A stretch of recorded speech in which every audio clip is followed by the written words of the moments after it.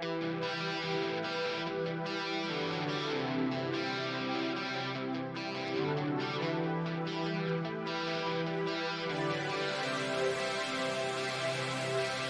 everybody, and welcome to the fourth episode on the PTNW podcast. I'm your co-host, Arik Karim. I'm your other co-host, Jeremiah Alondra. And today we'll be joined by our guest for this episode, Nicholas Bondar. Welcome to the show. Hello, guys. Okay, so let's dive right into it with our question of the day. So, what's one or two hobbies that you're pursuing right now? Well, my first hobby would probably be building computers and kind of researching that subject. I'm very much into computer parts and how they work. So often I'll watch videos and read articles about new computer parts and how to build some strategies, all that sorts of stuff. Yeah. That's neat. Yeah. Did you teach yourself, or did somebody else teach you? Oh, I kind of just self-taught. I kind of just research on my own. Cool. How long have you been learning how to build computers? Well, I got into it when I entered the 7th grade. I think that was when my focus started to pick up after I started after I got my laptop and I wanted to see everything about it, and because I have a gaming laptop, but that kind of inspired me to focus on researching all the subject and just learning. So what's so enamoring, what's so interesting, what's so intriguing about, the process of building computers? Well, I think it's not really the process, but it's the aftermath. So I'm sort of a gamer. I like to play video games.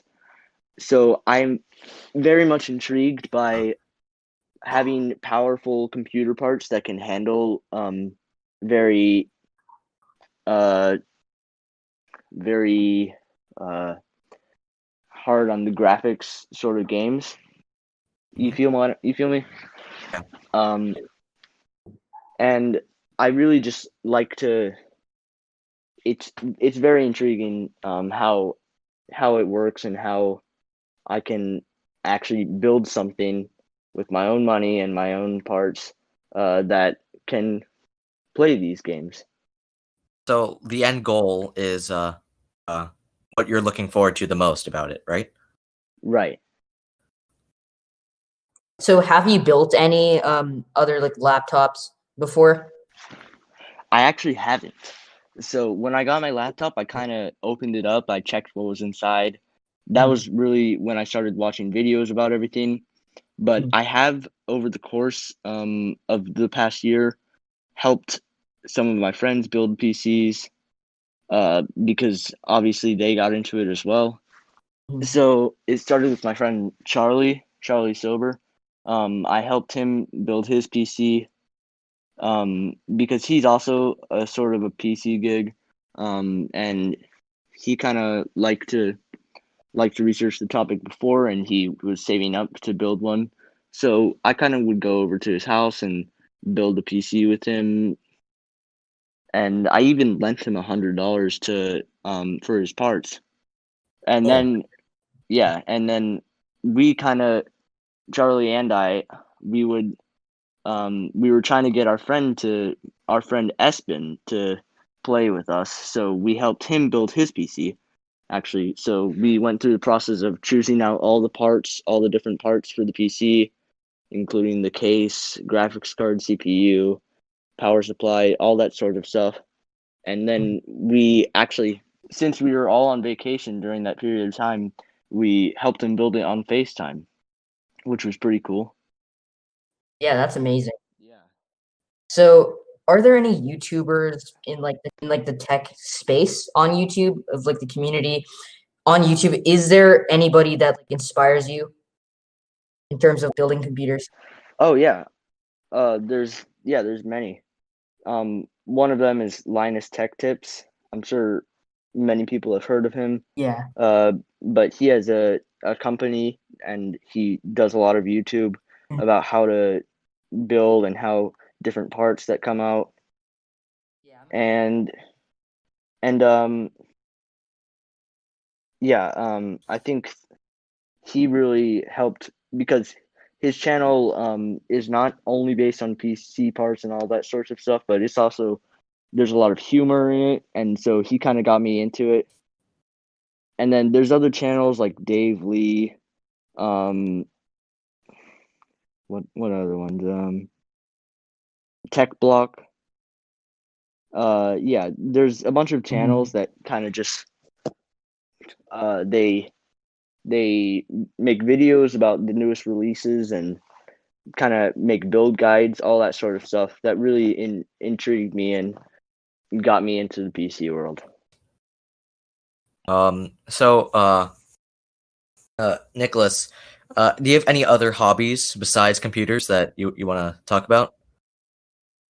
Yeah, I'm actually a ballet dancer. I've been doing ballet for the past 3 years, and I'm really focused on it. I'm very I don't like to say that I'm really good, but I'm definitely better than anyone else. Obviously, people who are not dancers. So what got you into dancing, really? Well, it was kind of me and my brother, or my brother and I should say. We were watching our sister's performance. Because she was she was kind of a ballerina, and she'd been doing it ever since she was young. Because she's our younger sister. But Sebastian, my brother, he said, "I want to do this. It seems fun. I want to do this," and I was completely against that idea. But I went along with it, and I started doing dance. We first started at this studio that was it was sort of kidsy. It wasn't actually like serious about dance. But then a year after that, we moved to a very serious ballet studio called Paris Ballet. And ever since then we've been kind of focusing really hard on that sort of stuff. Like how hard? I'm talking 1.5 to 3 hours on school days, and then on a Saturday it'd maybe be like the full day. We're just at the studio doing rehearsals for shows, all that sorts of stuff. And then actually in this summer, the director managed to get past all the regulations for the coronavirus, and he managed to start a summer intensive, which is basically like a camp where you do a lot of ballet throughout the day and you kind of learn a lot. He managed to start a summer intensive, and we've been doing that for the past, I think, 7 weeks. So there's a lot of dedication to dance. Oh yeah, definitely. Yeah, that's quite inspiring. You know, your brother seeing your younger sister's performance and then wanting to do it. That's something not a lot of people do. So exactly. I commend both of you for that. Mm-hmm. Computers is something, it's kind of just like a side task that I do, but ballet is like a complete dedication that I've actually spent money on, obviously with the price of ballet classes, and that we've actually just been working on for the past 3 years. Yeah, so side question, like on a side note, how have you been able to balance your hobbies like computers and ballet and work throughout like the school year, really, like last year? Honestly, it should be impossible. I just happen to love working on computers, and then ballet is something that just I have to go to class no matter what, and I just do that every day. But it's sometimes challenging to complete things like homework and projects for school, but I managed to get through it at the end of the day, and that's really what matters. So I suppose like ballet ties into what you do in your major. Yeah, right. And computers just like something that you enjoy. Yeah, that's good. It's a good balance. So you said something about a summer intensive. I'm just kind of curious, what does that mean? Oh, right. Yeah, the summer intensive, it's like a camp, sort of like a summer camp that you go to from like I think it's 9:30 to 4 every day. And it's basically just like you try and learn as much as you can while you're off during the summer. And basically it's like really intense. That's where the intensive comes from. And you can do them all over the world, really. There's a competition that focuses on dance. It's called YAGP, Youth American Grand Prix. And when you compete in that competition, often you'll get noticed by uh and get sponsorships, and you'll Mhm. actually just get scholarships and to various summer intensives and even to studios themselves. For example, my brother Sebastian went to YGP last year, and he actually got a scholarship to ABT, which is American Ballet Theater, which is a Oh, very renowned studio throughout the world. It's actually one of the best. Mhm. So he got a scholarship for the full year to attend there. That's amazing. Yeah. So, is there anything that you take pride in that inspires you, that encourages you to continue your hobbies like computers and to take pride in what you do, right? Like ballet. Is there anything that inspires you like within, like intrinsically? Honestly, I just try to live in the moment. At the same time, I try and feel like I'm doing something for my future. For example, Mhm. with ballet, it obviously it's an extracurricular.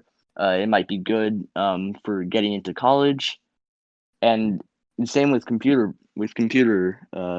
things, because you can actually pursue a major in that in college, and I feel like it might be good for my future, and it's fun, and I like to live in the moment. It's very pragmatic. Yeah, makes a lot of sense for your future, but definitely tech is it's like the future of our world. Yes, yeah, obviously with computer science and even with coding, which has intrigued me sometimes, but I never really got into it. But yeah, there's a lot of stuff to do with the computer world that you can get a future in. if you don't mind me asking, well, Mhm. why didn't you get into coding? Well, I kind of started it, but I never really got the dedication to actually focus, maybe take a class in it. I did start doing Photoshop though, last year. I kind of learned like all the basics to Photoshop and how to do digital design. The class with Miss Sharp? Yes. Yeah, and as a matter of fact, for our listeners, we covered a lot about graphic design in our last episode. So if you haven't already, just like a quick little reminder, you should probably go watch that. We talked a lot about creativity and how art like ties into that. So yeah, uh, sorry to interject, but graphic design is very fun, especially like the class with Miss Sharp. I particularly enjoyed it. Definitely. Hmm. Yeah, but how do you think? What do you like most about Photoshop? I mean, we didn't really uh, get into that. All right, yeah, I'll go into that.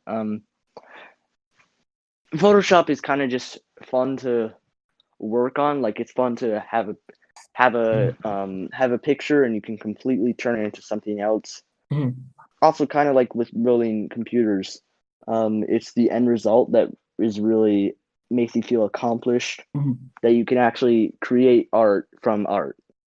Yeah. Um, that's That's cool. that's pretty intriguing. Um, Hmm. so what do you like most about like not just like building PCs, but like computers in general? Like what do you find so interesting in like computers? Honestly, I have a desire to build these monstrosities that create like Well, basically, they're just powerful machines that I just like. I mean, yeah, obviously there's the topic of being able to use them Mhm. for gaming and whatsoever, Mhm. but there's also just it's a beauty. It's like such small parts that create such a big powerful machine. Mhm. Okay, one last question on this topic.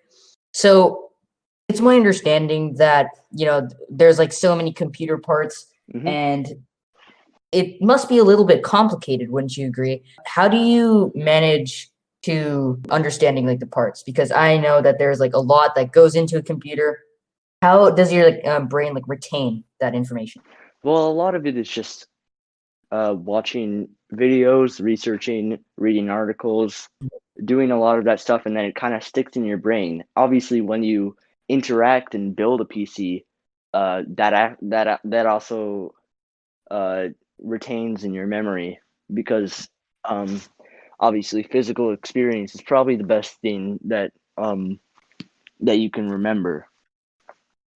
Mhm. So I think yeah, it's just doing it a lot, and then you kind of learn everything because there is a lot that goes into each and every part. Um, yeah. So completely unrelated, but Absolutely. uh, you're Ukrainian American, correct? I am. My dad is Ukrainian. He was born in Khmelnytskyi, and I am. Well, I'm 50% Ukrainian, 50% American. Oh, amazing. Well, how does it? How is the Ukrainian American experience, if I do say so myself? Well, it's a lot. Um, I actually haven't been able to go to Ukraine ever in my life because there's a lot of uh, scary things that are happening in that sort of the world, in that part of the world. Obviously, Yeah. my dad, he went there once after he left. Actually, he left with Mhm. a because he was a ballroom dancer and he was able to get a ticket out of Ukraine. But after he left, he never really went back, except for one time when he actually he went back to renew his passport, but he felt like he wasn't going to get out because the customs stopped him and made him go to Mhm. some bureaucracy thing that he could do a lot of stuff. It's just scary to be there and feel like you're not gonna get out. Yeah, it's unfortunate what's happened. Like since like Right. 2014, it's been very complex. Mm-hmm. So But did your dad leave like during the Soviet era? he left right before the Soviet Union collapsed, a year before.